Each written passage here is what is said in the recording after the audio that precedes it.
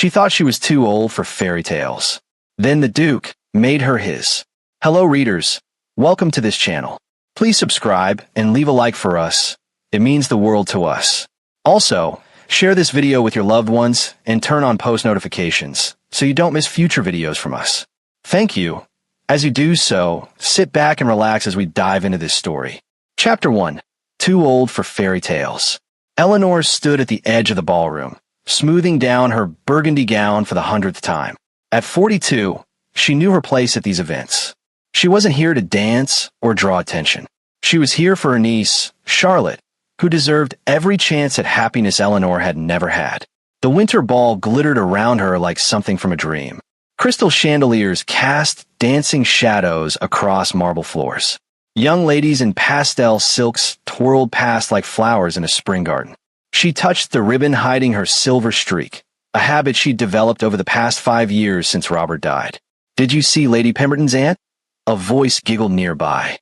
Two debutantes stood just behind a potted palm, close enough that Eleanor could hear every word.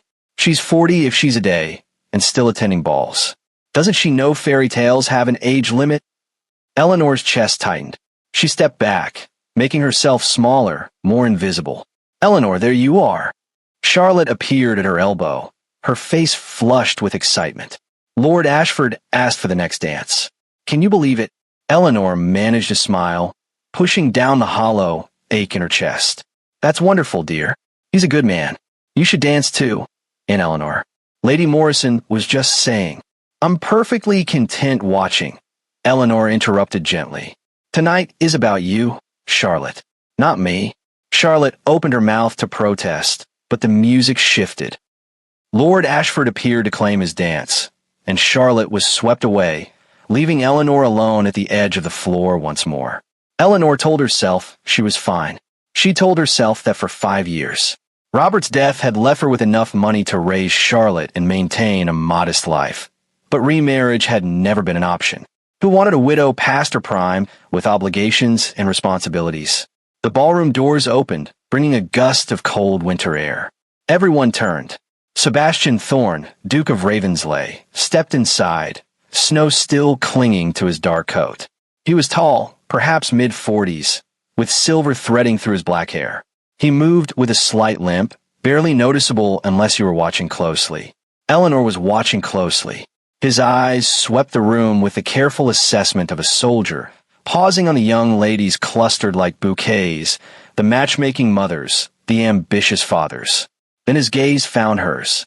Stopped. Held. Eleanor's breath caught in her throat. For a moment, the noise of the ballroom faded to nothing. He looked at her like she was the only person in the room, like she was someone worth seeing. Then he moved, crossing the floor with purpose. People parted for him. Conversations stuttered and died. He walked straight toward her, ignoring the hopeful faces turned his way. "Forgive the intrusion," he said, his voice low and warm. "Sebastian Thorne, might I have the honor of the next waltz?" Eleanor stared at him.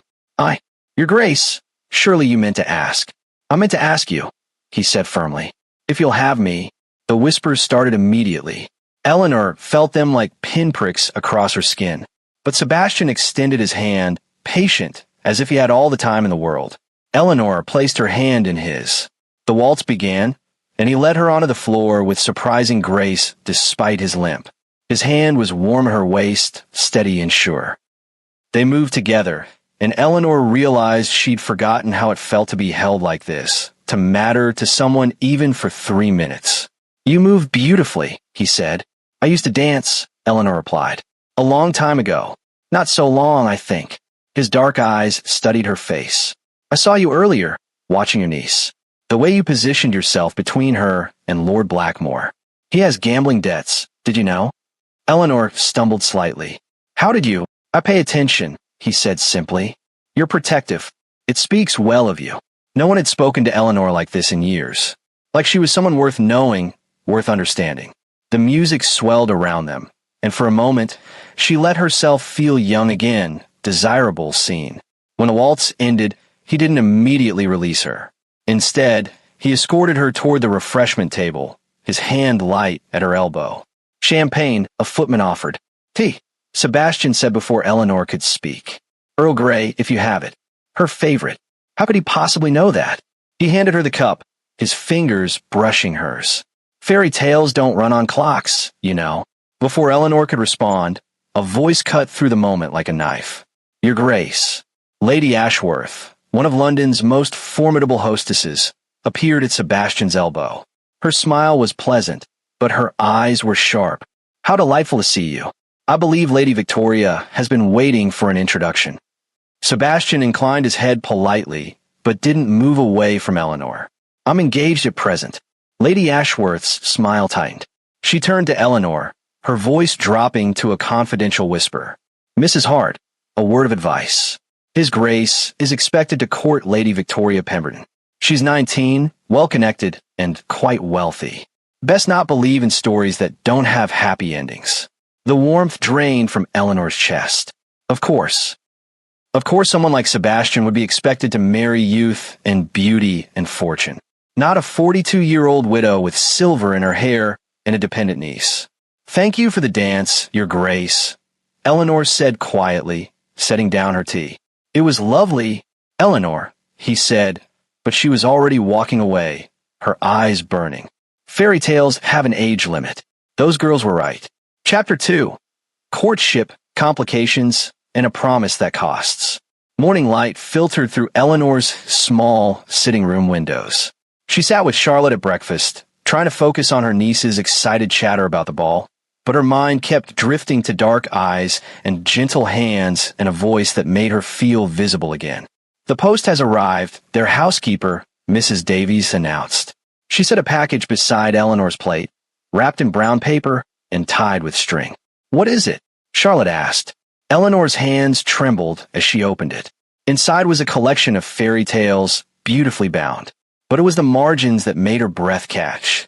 Someone had filled them with neat, precise handwriting. Notes, observations, dry, witty comments that made her smile despite herself. The prince in this story is insufferably dense. Any man who can't recognize his beloved without glass slippers deserves to remain single. A card fell from the pages. Mrs. Hart, I wonder if you might enjoy a visit to the Royal Horticultural Society's Winter Conservatory. Tomorrow, 2 o'clock. Daylight, public, perfectly proper. I'd very much like to continue our conversation. Ravensley. You have to go, Charlotte breathed, reading over her shoulder. Charlotte, it's impossible. You heard Lady Ashworth. He's meant to court someone suitable. You are suitable. I'm 42 with a dependent niece and an estate barely large enough to qualify as such. Men like the Duke don't marry women like me. But even as she said it, Eleanor was already planning what she would wear. The conservatory was warm and humid, filled with exotic plants that bloomed despite the winter cold outside. Sebastian was waiting near the orchids, dressed simply in a dark coat. Without the ballroom crowd, he looked more human, more real. You came, he said, and the relief in his voice was unmistakable. I almost didn't. I'm glad you did. He gestured to a bench. Walk with me. They moved slowly through the glass-walled paradise. He told her about his time in the military, the injury that gave him his limp, and the young boy named Jamie he'd taken as his ward after Jamie's parents died. He's 11, Sebastian said. Bright but sad. I'm not sure I'm enough for him. I know strategy in battlefields, not children. You're caring for him, Eleanor said. That's what matters. And you? You raised your niece alone? Eleanor nodded. My husband died 5 years ago. Charlotte was 13. Someone had to look after her. That must have been difficult. It was necessary. Eleanor touched a soft pedal. But yes, difficult. He turned to face her. Eleanor, I want to be honest with you. My aunt has presented me with a list of suitable young ladies. Society expects me to marry money and youth and produce heirs. But when I look at those girls, I see nothing that interests me. When I look at you, I see someone real. Eleanor's heart hammered. Sebastian, this is dangerous. For both of us. I know, which is why I want to propose something. He took a careful step closer. Give me 3 weeks. 3 weeks of honest meetings. Walks, charity visits, whatever you're comfortable with. At the end, if you want to walk away, I'll honor that. No pressure, no expectations. Just truth. Eleanor knew she should say no. Every practical bone in her body screamed that this could only end in heartbreak. But she hadn't felt this alive in 5 years. 3 weeks, she whispered. The scandal started immediately. By the next morning, London was buzzing with gossip about the Duke and the widow.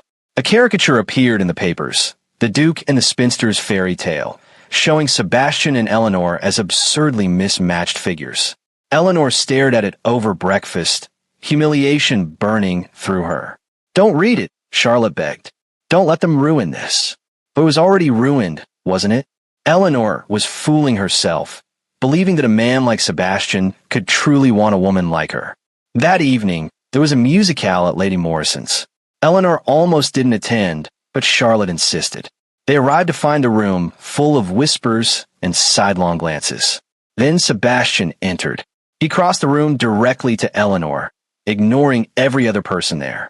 When the dancing began, he bypassed the fashionable waltzes and requested the old country dance, the one most people considered too intimate, too unfashionable. He held out his hand. Dance with me. Eleanor placed her hand in his, and they moved through the steps. The whole room watched. But Sebastian looked only at her, his dark eyes steady and sure. Let them talk, he murmured. I choose you. Over every gossip, every expectation, every supposed rule. I choose you, Eleanor. Something in Eleanor's chest cracked open, flooding with light. Chapter 3. Midpoint. Choosing each other in the light. The charity fete for war widows was held in a frost-covered garden. Eleanor arrived early to help at the donation table, grateful for something useful to do with her hands. The past week had been a whirlwind of quiet meetings with Sebastian, each one deepening something between them that felt both terrifying and inevitable. Mrs. Hart, a young voice called out. Eleanor turned to see Sebastian approaching with a boy at his side. Jamie was small for 11, with serious eyes and dark hair that kept falling into his face. Jamie wanted to help today, Sebastian said. I hope that's all right. Of course. Eleanor smiled at the boy. Can you help me organize these donations? We need to make sure everything goes to the right families. Jamie's face lit up. For the next hour, the three of them worked together, sorting parcels and checking addresses. Jamie chattered about his studies, asking Eleanor questions about everything from geography to Greek mythology. Sebastian watched them with something soft in his expression. Mrs. Henley on Parsons Lane didn't receive her parcel. Eleanor noticed, checking the list. She has 3 children and lost her husband at Waterloo. We should deliver it ourselves, Jamie said immediately. So they did. As the sun set, the 3 of them walked through London's poorer neighborhoods with lanterns and parcels. Mrs. Henley wept when they arrived. Her children pressed close to her skirts, thin and wide-eyed. God bless you, she whispered. God bless you all. On the walk back, Jamie slipped his hand into Eleanor's. Her throat tightened with emotion. Later, at a small parish hall helping hang evergreen decorations, Sebastian and Eleanor found themselves alone for a moment. He reached out, tucking a loose strand of hair behind her ear. I need to tell you something, he said quietly. I'm not drawn to youth or innocence, Eleanor. I'm drawn to courage, to strength, to women who've lived real lives and come through them with their hearts still intact. I don't want a pupil or a decoration. I want a partner. Eleanor looked up at him, her eyes burning. I am afraid. Of what? Of becoming someone's scandal. Of wanting too much and losing everything. She took a shaky breath. But I'm more afraid of letting fear keep me from living. He leaned closer. Their lips were inches apart. Church bells rang outside, and they sprang apart, both breathing hard. That night, the Dowager Duchess visited Eleanor.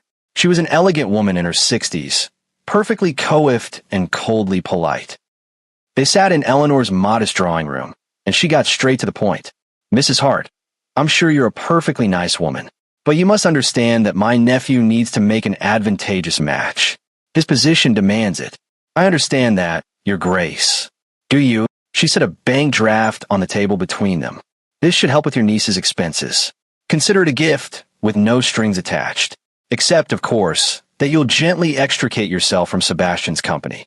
Eleanor stared at the draft. It was more money than she'd see in 2 years. It would secure Charlotte's future, pay for her season, give her every advantage.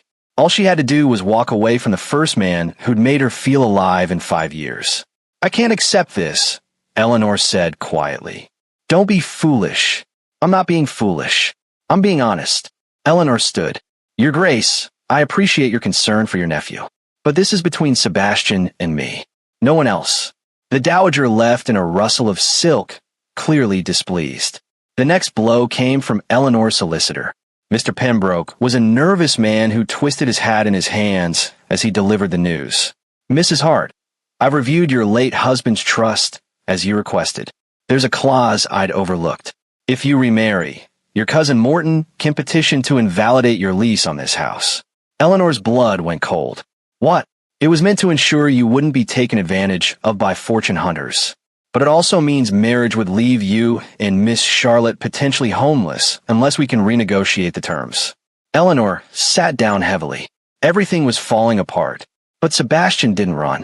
Instead, he invited Eleanor to the Ravensleigh Gallery during open hours, very publicly. They walked through rooms filled with family portraits, and he stopped before one painting. "My great-great-aunt Josephine," he said. "She married at 43 to a scholar with no money and no title." Everyone said she was mad, but look at her face. Eleanor looked.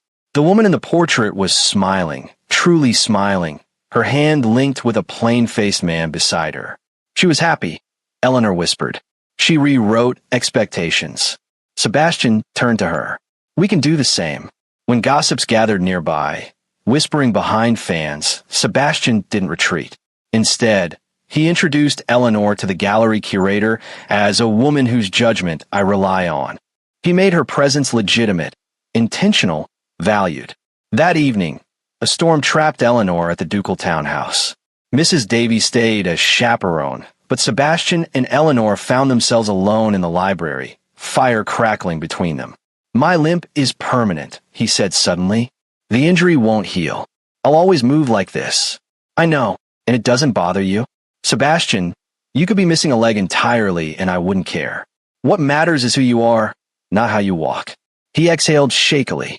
"My first engagement ended because the girl couldn't bear the thought of a damaged husband. Then she was a fool." They sat in comfortable silence. Then he said, "Your turn." So Eleanor told him. About Robert's death, sudden and shocking. About the loneliness that followed. The way she'd convinced herself that chapter of her life was closed forever. "I thought I was done," Eleanor whispered. "Done with love, done with wanting things for myself. And then you walked into that ballroom and looked at me like I mattered. You do matter." He took her hand carefully. "Eleanor, I need you to know something. I want to offer you anything that endangers your security or Charlotte's future. If we move forward, it will be on terms that protect both of you first. I promise you that." Eleanor believed him. But the next morning, she learned that her cousin Morton had already filed papers to invalidate her lease if she married. The legal battle would be costly and public, dragging Charlotte through scandal. Eleanor couldn't do that to her. Chapter 4. The Break, Sacrifice, Misstep, and the Dark Night. Eleanor wrote the letter by candlelight, her hand shaking. "Dear Sebastian, thank you for the dance that gave me back a piece of myself. Thank you for 3 weeks of feeling seen and valued. But I cannot risk my niece's future for my own happiness. Please understand, this is not about you. It's about protecting the people I love.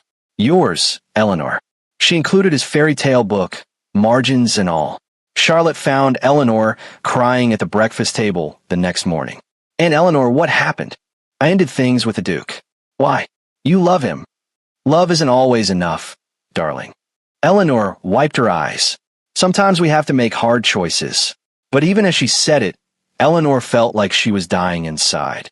Sebastian didn't respond to her letter. Days passed in silence. Then Eleanor heard he'd accepted his aunt's invitation to a house party, filled with eligible young ladies. The papers speculated he would announce an engagement soon. Good, Eleanor told herself. He deserves someone who can give him everything without complications. But at night, alone in her room, she pressed his fairy tale book to her chest and wept. The final ball of the season arrived. Eleanor attended only to chaperone Charlotte, determined to maintain appearances. She dressed carefully, pinned back her silver streak, and told herself she could get through one more evening. The ballroom was just as glittering as before. But this time, Eleanor felt older, grayer, more invisible than ever. Then Sebastian entered. He was with Lady Victoria Pemberton, young and lovely in pink silk. They danced together, perfectly matched, exactly what society expected. Eleanor's chest felt like it was being crushed. She couldn't watch. Eleanor slipped out into the cold night, snow beginning to fall, and let herself cry. Back home, Eleanor stared at her reflection. Who was she fooling? Fairy tales did have an age limit.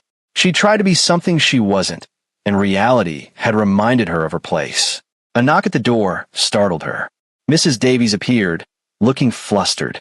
Mrs. Hart, there's a young man here. Says his name is Jamie. He insists it's urgent. Jamie rushed into Eleanor's sitting room, snow in his hair, clutching something to his chest. Mrs. Hart, you have to listen. Uncle Sebastian is miserable. He hasn't smiled once since you sent him away. Jamie, I'm sorry, but... Look, he thrust a torn page at her. It was from a fairy tale book with Sebastian's margin note. The clock is a lie. The right story arrives when both are ready. He let me choose my own tutor, Jamie continued. He keeps his promises even when they're hard. He promised to protect you and Miss Charlotte, and he will. But you have to give him a chance. Eleanor looked at the boy's earnest face, at Sebastian's handwriting, at the words she'd read a dozen times before. What was she doing? She'd spent 5 years telling herself she was done with happiness, done with wanting things. But wasn't that just another way of making herself invisible? If love required courage, then Eleanor needed to show hers. In public. Chapter 5. Grand Gesture, Resolution, and Ever After. The Winter Garden Fete at Kew was the social event of the season. Lanterns hung from frozen trees like captured stars. Musicians played from heated pavilions. Society attended in their finest, the cream of London gathering to see and be seen. Eleanor arrived in winterberry velvet, her silver streak visible for the first time in 5 years. Charlotte walked beside her, squeezing her hand for courage. You can do this, Charlotte whispered. The Dowager Duchess stood near the entrance, holding court. Eleanor walked straight to her, her heart hammering. Your Grace. The Dowager turned, surprised. Mrs. Hart, I didn't expect to see you here. I won't accept your money, Eleanor said clearly. Conversations around them stopped, and I won't trade my dignity for a stipend. Any union between your nephew and myself would honor your family and Jamie. But even if that union never happens, I won't be bought off or hidden away. I deserve better than that. The Dowager stared at her. For a long moment, the garden was silent. Then Sebastian's voice cut through the cold air. She's right. He stood at the top of the garden steps, snow beginning to fall around him. But he wasn't looking at his aunt. He was looking at Eleanor. Eleanor, I need to speak with you. He descended the steps, and the crowd parted. When he reached her, he took her hand. I've spent the past week consulting with solicitors, he said. Your cousin's claim is based on a technicality. The trust assumes remarriage means a fortune hunter taking advantage. But there's a remedy. He pulled papers from his coat. I've purchased your lease outright and transferred it into your name alone. Marriage cannot void it. I've also established an education fund for Charlotte, managed by independent trustees. Neither depends on me or any union between us. They're yours, free and clear. Eleanor stared at him. Sebastian, It's not a gift, he interrupted. It's a partnership. I told you I wouldn't offer anything that endangered your security. I meant it. He took a breath. But now that you're protected, now that Charlotte's future is secure, I need to tell you something. The snow fell heavier. Everyone watched, but Sebastian looked only at Eleanor. I love your steadiness, he said quietly. I love the way you laugh when you're exhausted but refuse to quit. I love how you see people's worth when others miss it. I love your silver streak and your careful hands and the way you look at Jamie like he's precious. I love you, Eleanor Hart. All of you. Exactly as you are. Tears streamed down Eleanor's face. I love you too. I've loved you since you asked me to dance and made me feel visible again.